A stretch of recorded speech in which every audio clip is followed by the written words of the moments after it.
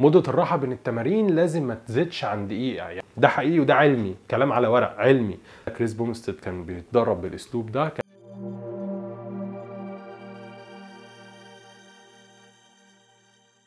فترة الراحة بين التمارين للأسف ناس كتير بتتلخبط ما بينها. طب أنا لو زودت فترة الراحة أنا كده البامب بتاعي هيروح، أو أنا كده مش هبقى قوي شوية، مش هبقى ناشط شوية، هبقى سبت العضلة تريح، فأنا كده خلاص بريت. لا، واحد تاني يقول لك أنا محتاج إن أنا أزود فترة الراحة علشان أستشفى كده شوية وأكون اي تي بي وأخش التمرين بتاعي. يا ترى إيه الصح وإيه أحسن وقت أصلا إن أنت تريح فيه بين التمارين لو كان هدفك الهايبر أتروفي أو إن أنت تبني كتلة عضلية؟ خلينا في الاول مقتنعين بحاجه، ان الهاي ريبيتيشن او العدات الكتير دي مش بتبني كتله عضليه. يعني من اول 25 26 30 لا، انت كده انت عمال تشيل في اوزان خفيفه، هي عادي ما عندهاش مشكله ان هي تعملها. انت بتعمل انديورنس اكسرسايز او بتعمل كارديو فاسكولار اكسرسايز، انت بتحسن قوه رئتك وقوه قلبك على ضخ الدم، وبتعمل ريبيتيشن فبتزود قوه التحمل، لكن مش بتعمل عضلات، مش بتعمل هايبر اتروفي، مش بتعمل تشققات كده في العضله ممكن تبني لك كتله عضليه. على الجانب الثاني الاوزان الكبيره جدا بالعدات القليله جدا، زي الناس السترينسرنج اللي هو بيجيب الريب ماكس، بيجيب اعلى حاجه عنده يقدر عليها. مثلا الناس بتلعب بنش ب 200 كيلو 300 كيلو، فهو عايز يعمل عده او عدتين، ده ما عندوش مشكله، هو كده بيعمل سترينسنج في العضله، بيتمرن باسلوب مختلف تماما، فمالناش دعوه بده. برضو احنا داخلين بقى في الحته كده بتاعتنا اللي هي الهايبر اتروفي، اللي هو ابني كتله عضليه. كلنا عارفين المعلومه دي، من 8 ل 12 عده، ده كلام صح مفيهوش مشكله، بس بقى اريح قد ايه بعد كل مجموعه؟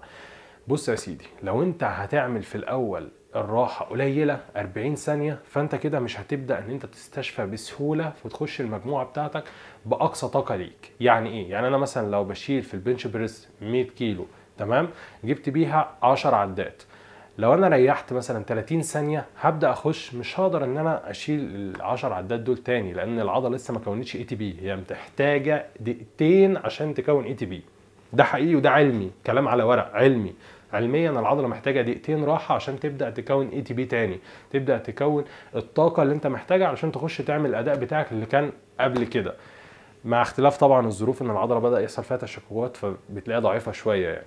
بس المهم ان هي محتاجه دقيقتين. طب انا لو دخلت بعد 30 ثانيه مش هجيب العدات بتاعتي، طب اعمل ايه؟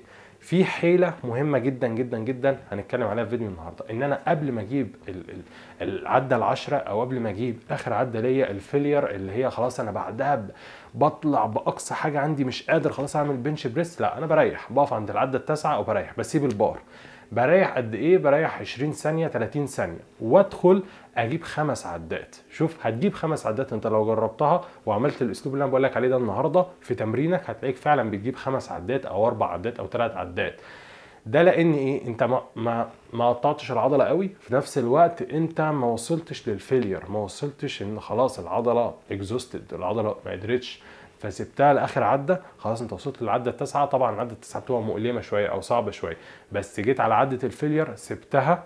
على فكره دي تجربه وجربوها مع ناس، يعني الكلام ده مش اجتهاد شخصي، لا فعلا في ناس مجرباها وابطال كمان عاملين الكلام ده. كريس بومستد كان بيتدرب بالاسلوب ده، كان اللي هو بيوصل للعده خلاص الاخيره بيريح ويصبر شويه ويدخل 5 عدات بعدها. فالاسلوب ده قوي جدا جدا جدا، جرب ان انت تعمله. ان انا خلاص، طب انا خلاص جبت ال5 عدات بعد ما ريحت شويه، تقدر بقى اريح قد ايه ما بين المجموعه الاولى والمجموعه الثانيه؟ تقدر تريح دقيقتين، تستنى الاي تي بي يتكون وبعد كده تدخل تاني، هجيب ال9 عدات واريح شويه، اريح 20 ثانيه 30 ثانيه وادخل اجيب 5 عدات تانيين.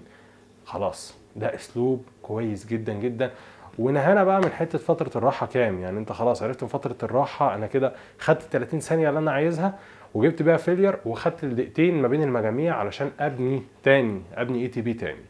يا رب يكون الموضوع وصل وفهمته. لو ما فهمتوش هسيب لك الواتساب الشخصي بتاعي تحت في الوصف بتاع الفيديو، ابعت لي وهفهمها لك بطريقه تانيه وبنتناقش فيه عشان تفهمه. ولو حد كان جرب الاسلوب دوت يسيبه في الكومنتات عشان يفيد غيره. ويلا، لو عجبكم الفيديو ده ما تنسوش تعملوا سبسكرايب، واحلى سلام عليكم.